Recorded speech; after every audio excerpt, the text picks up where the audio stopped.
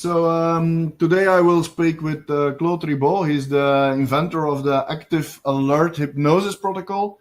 I saw his lecture at the UK Hypnosis Convention in London, and I was really impressed about his lecture.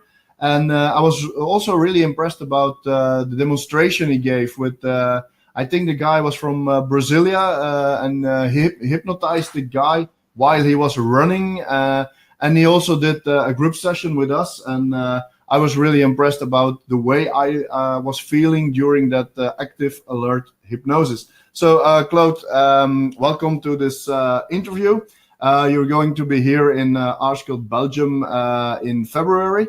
So maybe tell something about yourself. How did you get in touch with inventor, but of the active alert hypnosis. But I'm now really training this worldwide, while it was sleeping for quite a while, a deep sleep somewhere. I will explain that later on, how it actually came into being.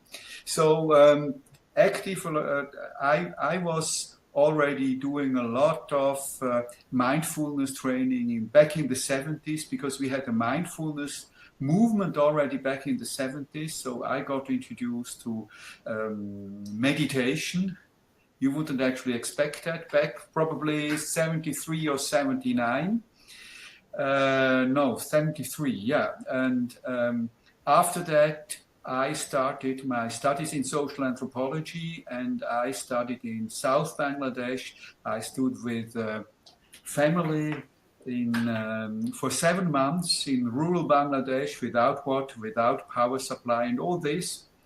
So, of course, as they were Buddhists, they were practicing Buddhism, which is also known for its mindfulness theories and practices. So it was quite interesting for me, but of course it didn't really motivate me yet for hypnosis. It took another, I would say, almost 10-15 years till the year 1985.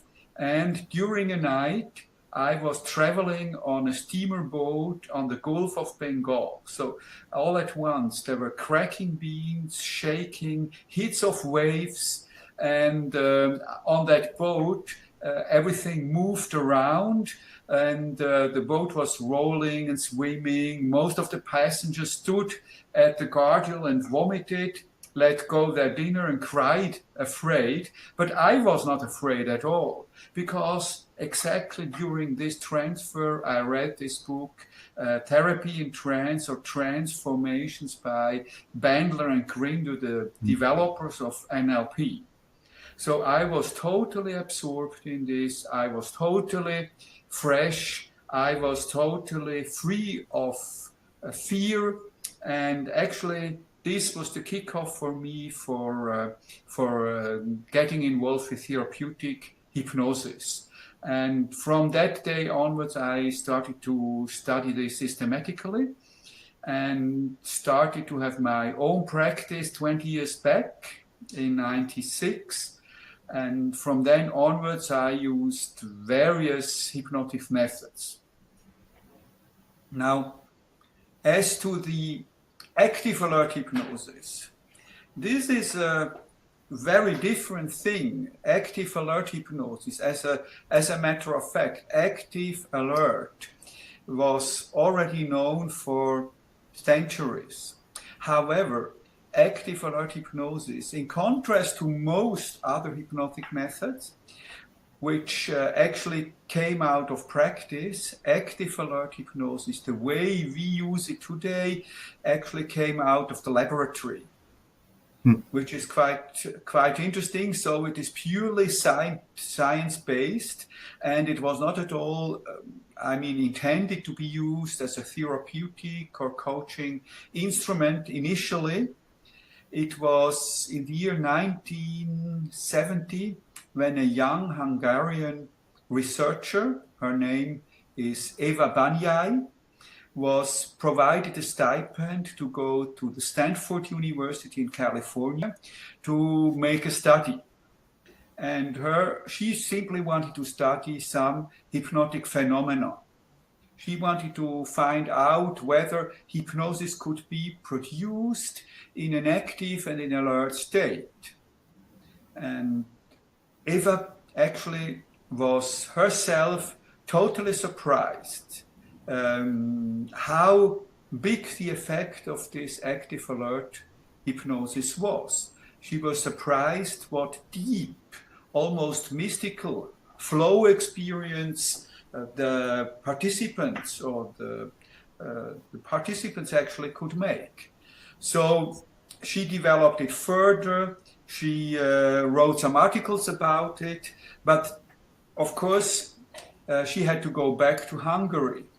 She tested with Active Alert whether it could be used or whether you could produce anesthesia, whether you could produce amnesia, I mean all the typical hypnotic phenomena, and she actually has shown it works. Now, as you can imagine, it came out from academics, so it took many years to really apply it in therapeutic practice. There was another guy whose name is Claude Ribaux, also Hungarian. He, a psychologist, he took over this method for his own psychology practice. He worked with depressive people, and also he trained some Olympic gold winners with active alert hypnosis methods. Although all this was done, it still remained quite unknown. So once I had the opportunity to learn this method, I started myself to experiment with it. I did around 3,000 or 4,000 sessions with active alert hypnosis, and with a huge variety of people and huge variety of, challenges, objectives, from sports to therapy to coaching to executive coaching to just providing flow experiences.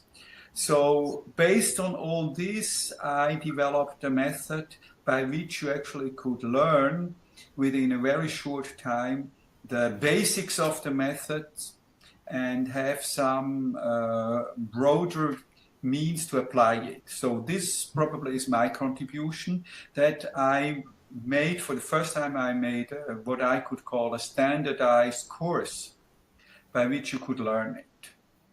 Yeah. Okay. So can you explain a little bit about the what's going on during the active alert hypnosis, and maybe what is the big difference between a normal hypnosis session, as most of us know at this moment? Okay, I start with the difference, and then you will immediately understand how it actually comes about. Normally with, I call it relaxation hypnosis, you have these things like relaxed or deep, all these things. So you actually produce or help the client to get into a state of relaxation. Here, it's totally different. Here, you get into a state of more activity, freshness, lightness, very active, very clear, and so on and so on. So, and of course, you don't do it with relaxation, but you do it with movement. You help the client to actually have a regular movement. If you look here, you see somewhere a bike over there. So this is what I use for my coaching sessions. I have also other pieces of equipment, but this is one of them. So the client sits on the bike, and through movements, he gets introduced into this hypnotic state, which is not a relaxation, which is a very active, very clear. You actually can compare it to the runner's high, which runners or mountaineers or, many people, many athletes actually experience. So you experience this runner's high during you work on your issue. So that's the main difference. You produce hypnosis by movement. Now, there is also some similarity, as I already mentioned. Similar is the hypnotic phenomena which you actually produce. So you have time distraction, you can produce amnesia, you can anesthesia, whatever you want. And the brain waves are very similar in active alert as in normal relaxation hypnosis. And that was actually what Eva already found out in the early 70s. So this is very similar. What is very different is that in active alert hypnosis, you have much more vivid dreams, much more nicer imaginations. Visualization is much stronger, and for reasons which we do not yet totally know, but it really helps a lot also in what we call mental rehearsal for sports people or for presentations and so on, because then the presenter or athlete actually can prepare for that event in a very productive way. Yeah.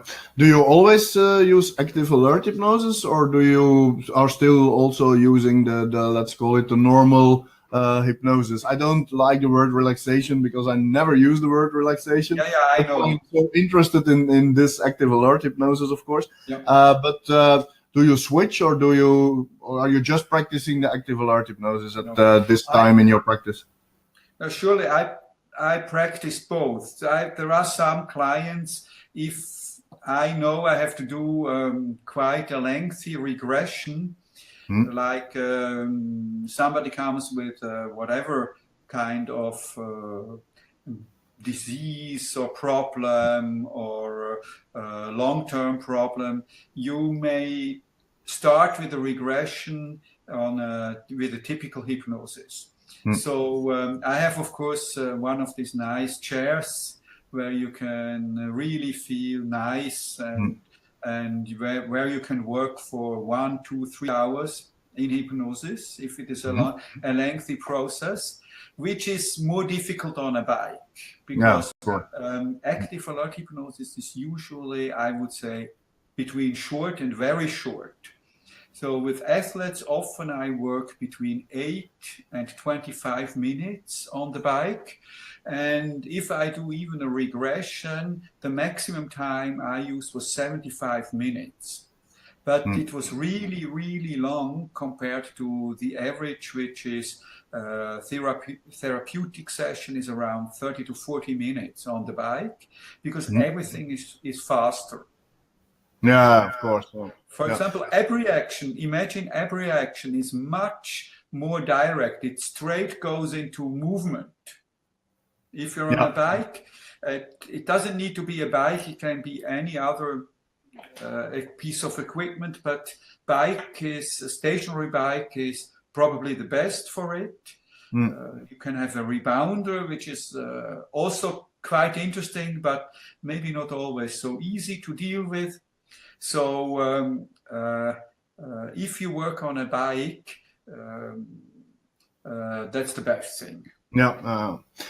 I did a test after when I came back from London. I went online. I ordered a stationary bike, like a home trainer, because that's very good to put in your therapy room. It doesn't take too much place, and then you have it always at the side so you can use it.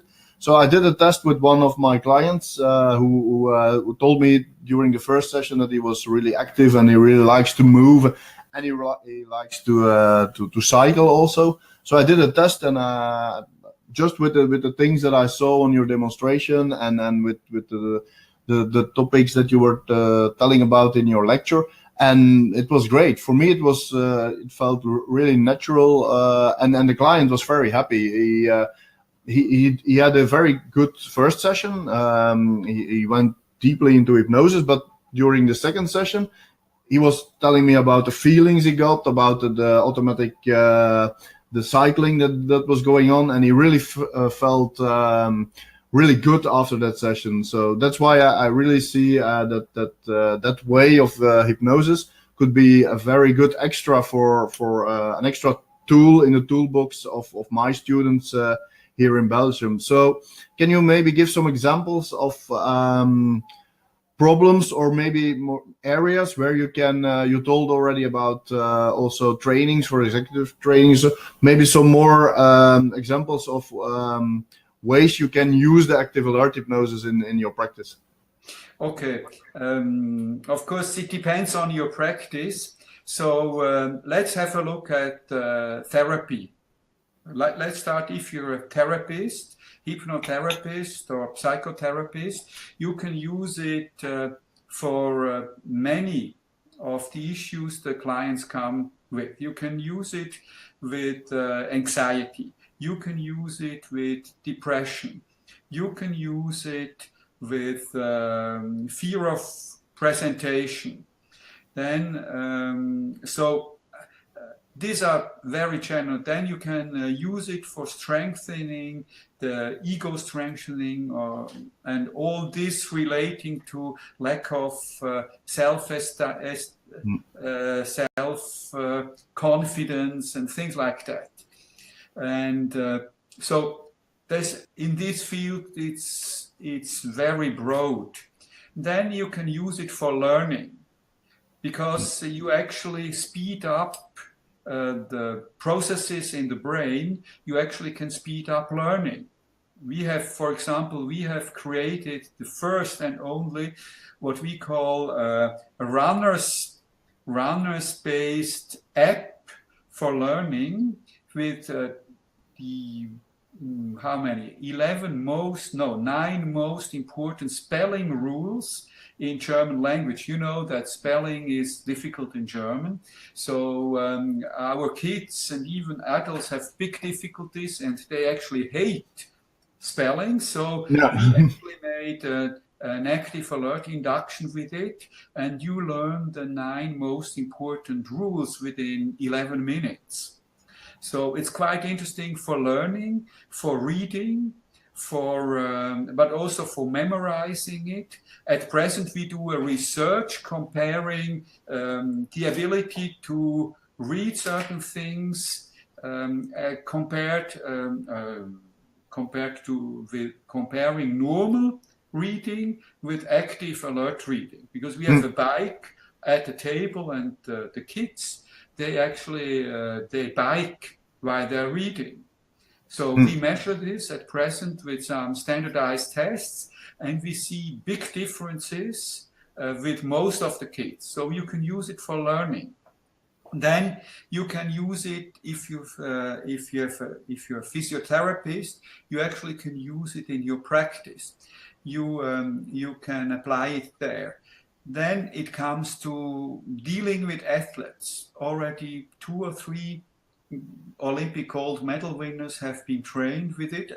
I say 2 or 3. 2 are known, and 1 actually would not declare himself or that he actually used it. But from what I saw, it was in cycling.